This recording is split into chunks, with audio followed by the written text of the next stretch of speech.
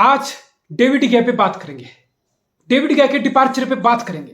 कैसे डेविड गया और मैनचेस्टर यूनाइटेड का रिलेशन जो 12 साल का था इतनी गंदी टर्म्स इतने गंदे तरीके से खत्म हुआ, उस पे बात करेंगे। और आखिर क्या वजह रही जो डेविड गया जो इस साल प्रीमियर लीग का गोल्डन ग्लव विनर है मेरे भाई।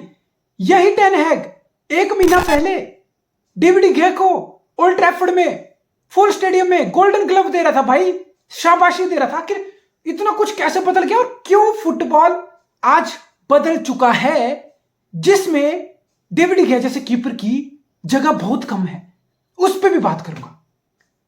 12 साल यार, he is a club legend. David गया is a Manchester United club legend भाई। 2011 में फर्गसन ने साइन किया था इसको। 2023 12 season at Manchester United, 4 times Manchester United player of the season, 4 times golden glove तक जीत लिया इस सीजन। 500 से ऊपर क्लब के लिए अपीयरेंस। लेकिन आज हाल ये हो गया कि नहीं।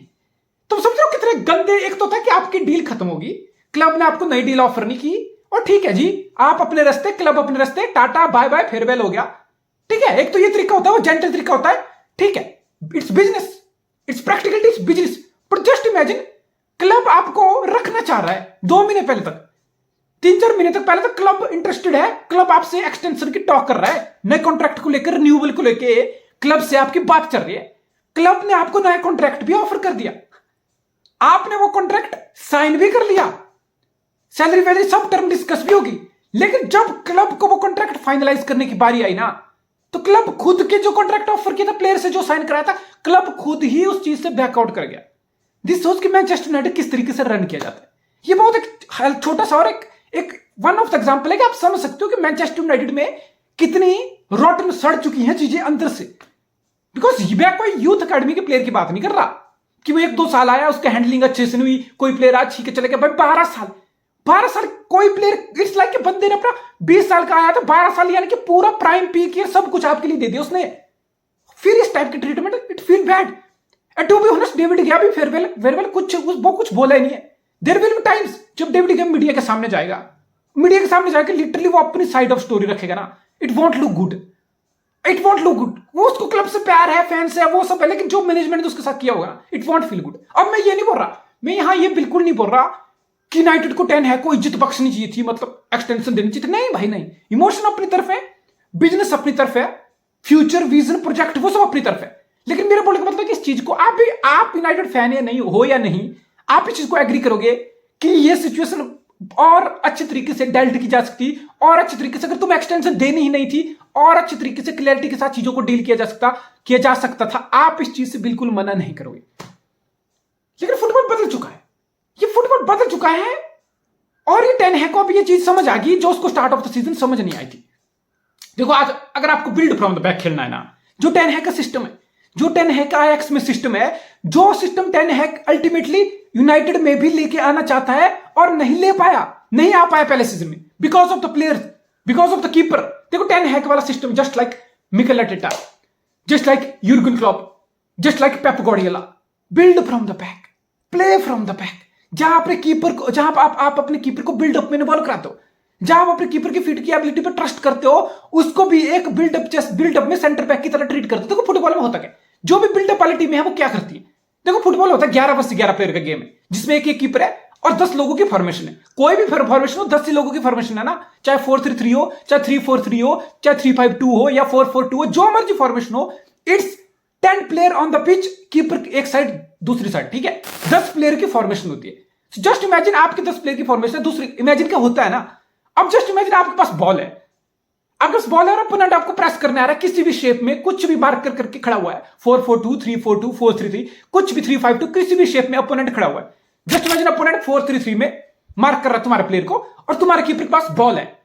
फिर अगर तुम बिल्ड फ्रॉम द बैक करना चाहते हो ना, फिर आप अपने कीपर को ये नहीं बोलते कि एकदम से चलो बॉल रिलीज कर दो, चलो सेंटर बैक को ढूंढो, वो कर लेंगे बिल्डअप, वो कर लेंगे पासिंग, वो सब कर लेंगे। नहीं, फिर आप पेप गार्डियोला हो, यूर्गन क्लॉप हो, मिकेल आर्टेटा हो, फिर आप अपने कीपर को बिल्डअप में इन्वॉल्व कराते हो। आप अपने कीपर को बोलते हो कि भाई बॉल रख फीट पे, बॉल के साथ अपने पेनल्टी बॉक्स से बाहर तो आ पेनल्टी बॉक्स से बाहर बॉल को लेके आ, और अपोनेंट का प्रेस इनवाइट कर, अपोनेंट का एक फॉरवर्ड विंगर, किसी एक अपोनेंट के प्लेयर का प्रेस इनवाइट कर, बॉल रख, प्रेस को आने दे, प्लेयर को प्रेस करने दे, तुझे फ्रंट लाइन प्रेस बैठ कर प्रेस इनवाइट कर, प्रेस को बीट कर, बॉल पास कर दे, बिकॉज तेरी फीट पे एबिलिटी अच्छी है, तू बॉल रख लेगा, तेरी पासिंग अच्छी है, तो फिर प्रेस को बीट कर, इनवाइट करके प्रेस को बीट करके बॉल फिर रिलीज कर देगा। और फिर होगा क्या, बिकॉज ओपोनेंट भी 10 लोगों से मार्क कर रहे हैं और तुम भी 10 लोगों से खेल रहे हो फॉर्मेशन में। फिर अगर जब तुम कीपर को इतना इन्वॉल्व करा लोगे ना बिल्डअप में, पेनल्टी बॉक्स पे लाके बॉल पे लाके उसको, इट्स लाइक तुम अपने कीपर से लिटरली एक सेंटर हाफ वाला काम ले रहे हो, तुम अपने कीपर से लिटरली एक सेंटर बैक वाला काम ले रहे हो। जैसे ओनाना, जस्ट इमेजिन ओनाना के पीछे में ओनाना का एक सिनेरियो होता, तो लुक ओनाना यहां पे अपने पेनल्टी बॉक्स से बाहर आ गया, बॉल रख रहा है, ओपोनेंट का प्रेस इनवाइट कर रहा है, it's he is basically another centre back. वो अपनी टीम के लिए यहां पे एक और centre back, and that's it. जहां ओपोनेंट आपको 10 लोगों से मार्क कर रही है, वहां आप, बिकॉज ओपोनेंट का कीपर तो प्रेस में इन्वॉल्व नहीं हो रहा ना, वो तो वहीं खड़ा है 10 लोगों से, ओपोनेंट तुम्हें मार्क कर रही है, प्रेस कर रही है, तुम भी 10 ही लोग हो, लेकिन तुमने अपने कीपर को ही बिल्डअप में इन्वॉल्व करा लिया as a centre back. It's like कि 10 लोग तुम्हें प्रेस कर रहे हैं और तुम्हारे पास एक एडवांटेज होगी 11। सो बेसिकली गोलकीपर को बिल्डअप में इन्वॉल्व करा के आप 11 वर्सेस 10 एक मैन की एडवांटेज क्रिएट करते हो, ओपोनेंट का प्रेस इन्वाइट करते हो, फिर आपका कीपर बॉल रिलीज करता है, बॉल पास करता है, there you go, because opponent का फॉरवर्ड प्रेस कर चुका है, उनका एक आदमी वैसे ही खाली हो चुका है, देयर यू गो मिडफील्ड में, विंग्स पे कहीं ना कहीं आपको एक न्यूमेरिकल एडवांटेज मिल जाएगी 11 versus 10। You can create space, फिर आप बॉल को मूव कर सकते हो, अपना बिल्डअप ले सकते हो, आप पोजीशन डोमिनेट कर सकते हो, आप अपना मूव स्टार्ट कर सकते हो, आप गेम को डिक्टेट कर सकते हो, गेम के ऊपर आप लिटरली कंट्रोल मिडफील्ड में कर सकते हो। ये टेन हैग भी यही चाहता है भाई। लिवरपूल जैसी टीम तो लिटरली कितना सोच सोच के साइनिंग करती थी, उन्होंने 5 साल से पहले एलिसन को 60 मिलियन प्लस लेके आए। वो You got to be ruthless। अगर तुम्हारा प्लान है city, look at man city, Pep Guardiola सबसे बड़ा एग्जांपल है। जिस टाइम पेप गार्डियोला ने जो हार्ट को साइड में किया ना, जो heart by shot stopping ability, जैसे डेविड गया, वो जो हार्ट का प्राइम चल रहा था, वो जो हार्ट के पीक डेज थे, उसकी शॉट स्टॉपिंग प्रॉपर्ली उस time one of the best in the league थी डेविड गया के लेवल की। लेकिन नहीं, पेप ने बोला नहीं भाई, शॉट स्टॉपिंग अच्छी है, बहुत जरूरी चीज है, शॉट स्टॉपिंग कीपर में होनी चाहिए, लेकिन उसके साथ साथ फीट पे खेलने की एबिलिटी होनी चाहिए। Shot stopping alone is not enough किस सिस्टम के लिए जहां पे आपको बिल्डअप करना। अरे मैं मान लेता एरिक टेन हैग का फुटबॉल बिल्डअप वाला नहीं होता, तो फिर क्या दिक्कत थी, जब उसको बिल्डअप लेना नहीं कीपर से, तो फिर शॉट स्टॉपिंग में तो वैसे भी डेविड गया बहुत शानदार है किस्म से। तो फिर तो जैसे इमेजिन आप कार्लो एंचेलोटी हो, आपको बिल्डअप लेना ही नहीं है यार, आपको इतनी ज्यादा इन्वॉल्वमेंट करनी नहीं है, आपको मतलब ही नहीं, आपको लेना देना नहीं है, आपको फर्क ही नहीं पड़ता कि थिबा कॉर्टवा प्रेस इनवाइट करेगा, प्रेस को बीट करेगा, बिल्डअप में सेंटर बैक की तरह हेल्प करेगा, न्यूमेरिकल एडवांटेज क्रिएट होगी 11 वर्सेस 10 सिचुएशन। नहीं, कार्लो एंचेलोटी को फर्क नहीं पड़ता, तो उसके लिए ठीक है, उसके लिए शॉट स्टॉपिंग एबिलिटी है, कॉर्टवा की वो काम करता है, गोल रोकता है, बचाता है, इज्जत बचाता है, दैट्स इट। लेकिन टेन हैग का सिस्टम है, वो चाहता है team build from the back के लिए। आपने हमने क्या देखा, हमने पहले सीजन के 2 मैच में ब्रेंटफोर्ड और ब्राइटन वाले में क्या देखा, टेन हैग बिल्डअप लेने की कोशिश किया, वो डेविड गया को बोला कि आ पेनल्टी बॉक्स से बाहर निकल, अपने आ बॉल पे आ, अपोनेंट का प्रेस इनवाइट कर, बॉल पे होल्ड रख, फिर बॉल को रिलीज कर, मिडिल में रिलीज कर, शॉर्ट पास, लॉन्ग पास, अपने फॉरवर्ड को ढूंढ, अपने मिडफील्डर को ढूंढ, अपने सेंटर बैक फुल बैक को ढूंढ, बिल्ड फ्रॉम द बैक कर, प्ले को स्टार्ट कर, गेम को कंट्रोल करो, पोजीशन रखो, डोमिनेट करो। नहीं हो पाया। यहां पे तो अपोनेंट का प्रेस इनवाइट करके एडवांटेज क्रिएट करने की बजाय डेविड गया क्या किया, प्रेस इनवाइट करने की बजाय, अपने प्लेयर को ढूंढने की बजाय, वो ब्रेंटफोर्ड के प्लेयर को ही पास दे दिया, वो ब्राइटन के प्लेयर को ही बॉल रिलीज करके पास दे दिया, ओपन गोल, बूम। बिल्डअप छोड़ो, पोजीशन डोमिनेट करना, गेम कंट्रोल करना छोड़ो, उल्टा आप बिल्डअप की बजाय गोल खा रहे हो। तो टेन हैग को ये चीज समझ आ गई। बेसिकली टेन हैग ने उस टाइम भी बोला था कि मैं डेविड गया को बैक कर रहा हूं, मुझे डेविड गया पे ट्रस्ट है, और मुझे लगता है जो मैंने ट्रेनिंग में देखा, I have seen it in the training, कि डेविड गया फीट पे खेल सकता है।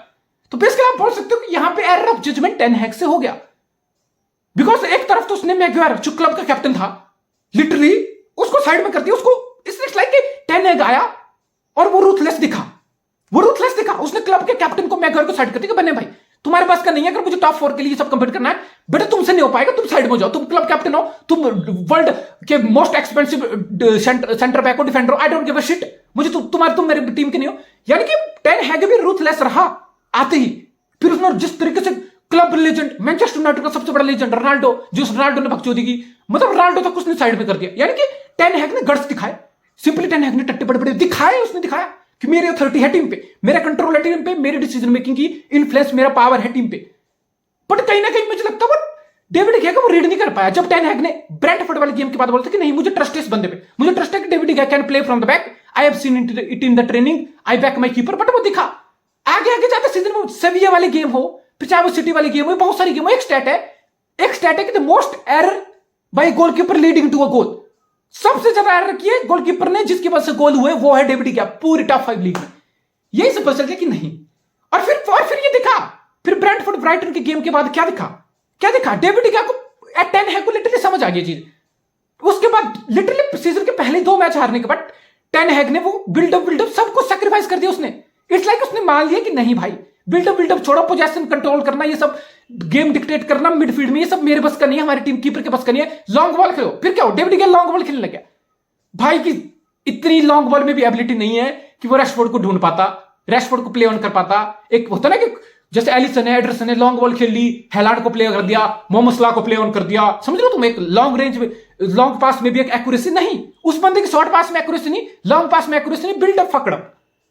हमने देखा यूनाइटेड बहुत बार सफर किया despite having good midfield, despite having someone like Casemiro in the middle of the pitch.